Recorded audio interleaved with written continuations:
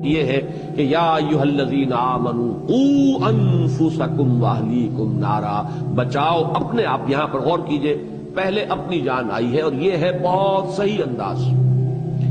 قرآن مجید میں اس حقیقت کو چاہے بہت سے لوگوں کو پسند نہ آتی ہو، اس لیے کہ یہ بات بظاہر جو ہے آدمی سوچتا ہے کہ کیا یہ بھی ممکن ہے کہ انسان بھاگے گا اپنے باپ سے، اپنی ماں سے؟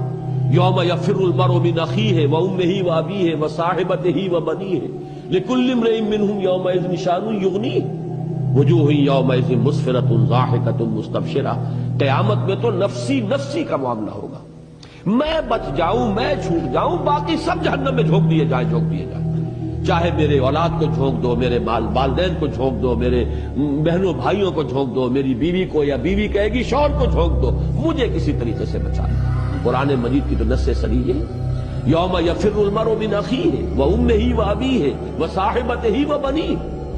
اسی طریقے سے وہ جو سورہ معارج میں فرمایا گیا کہ یہ انسان تو چاہے گا کہ لو یفتدی من عذاب یومئذ ببنیہ وصاحبتہ واخیہ وفصیلتہ التی تؤویہ ومن فی الارض جمیعا ثم ینجیہ۔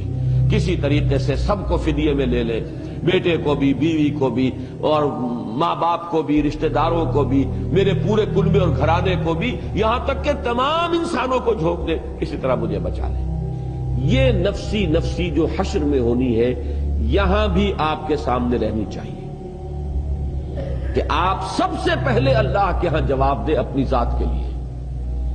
باقی کے لیے آپ صرف کوشش کر سکتے ہیں، اولاد کے لیے کوشش کر سکتے ہیں، بیوی شوہر کے لیے، شوہر بیوی کے لیے کوشش کر سکتی ہے، والدین کے لیے آپ کوشش کر سکتے ہیں۔ کیسے گڑ گڑا کر حضرت ابراہیم نے اپنے باپ سے کہا، یا ابت لم تعبد ما لا يسمع ولا يبصر ولا يغني عنك شيئا یا ابت انی قد جاءنی من العلم ما لم یاتک فاتبعنی اهدک صراطا سویا یا ابت لا تعبد الشیطان ان الشیطان کان للرحمن عصیا یا ابت انی اخاف ان یمسک عذاب من الرحمن فتکون للشیطان ولیا۔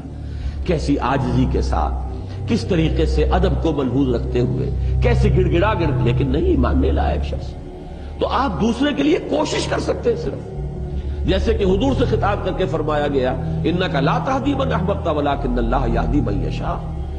آپ کو اختیار نہیں ہے کہ جس کو چاہے ہدایت دے دے، یہ تو اللہ کے اختیار میں ہے، جس کو چاہے گا ہدایت دے گا۔ آپ کوشش کر سکتے ہیں، آپ کے ذمے تبلیغ ہے، آپ کے ذمے پہنچا دینا ہے، آپ کے ذمے تبیین ہے، وضاحت ہے، آپ کے ذمے یہ ہے کہ بار بار کہیں، لیکن یہ کہ اختیار آپ کے ہاتھ میں نہیں۔ تو یہ بات جان لیجئے، اصل اختیار ہے اپنا۔ علیکم انفسکم لا یضرکم من ضل اذا اہتدیتم۔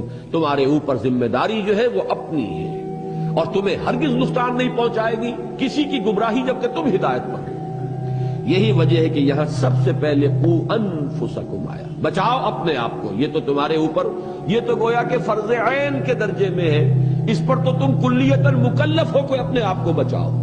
اپنا تو تمہیں اختیار حاصل ہے، البتہ اس کے بعد جو حیثیت اللہ نے تمہیں دی ہے، تمہیں کنبے کے سربراہ کی حیثیت سے ہو، تو اہلیکم، اب ان کو بچانے کی کوشش تمہارے ذمے سب سے پہلے۔ اسی کی ہمیں شرح ملتی ہے حدیث میں۔ حضور صلی اللہ علیہ وسلم خطبہ دیتے تھے، تقویٰ کی تلقین فرماتے تھے، تو پہلے اپنے آپ کو مخاطب کرتے تھے۔ اوصیکم و نفسی بتقوی اللہ، میں تمہیں بھی وصیت کر رہا ہوں اور اپنے نفس کو بھی کہ اللہ کا تقویٰ اختیار کریں۔ پھر جب آپ دعوت اور تبلیغ کے اندر بھی ترتیب بھی آپ کو معلوم ہے، پہلے اپنے گھر والوں سے بات شروع کی ہے، پھر اپنے رشتہ داروں کو انذر عشیرتک الاقربین، پھر اپنی قوم، اور اس میں خاص طور پر وہ خطبہ ذہن میں رکھیے کہ اپنے گھرانے کی، اپنے قریب کی، اپنی جو عزیز خواتین تھی انہیں جمع کر کے، اور آپ فرما رہے ہیں کہ یا فاطمہ بنت محمد انقذی نفسک من النار فانی لا املک لک من اللہ شیئا یا صفیۃ عمۃ رسول اللہ انقذی نفسک من النار فانی لا املک لک من اللہ شیئا۔ اے فاطمہ، محمد کی لخت جگر، بچاؤ اپنے آپ کو، نکالو اپنے آپ کو جہنم سے، آگ سے، اس لیے کہ قیامت کے دن مجھے تمہارے بارے میں کوئی اختیار حاصل نہیں ہوگا۔ اے صفیہ، محمد کی، اللہ کے رسول کی پھپھی صلی اللہ علیہ وسلم ورضی اللہ تعالی عنہا، انقذی نفسک من النار فانی لا املک من اللہ شیئا، میں تمہیں اللہ کے ہاں میں کام نہیں آ سکوں گا، مجھے کوئی اختیار حاصل نہیں ہوگا، اپنے آپ کو بچانے کی کوشش کرو۔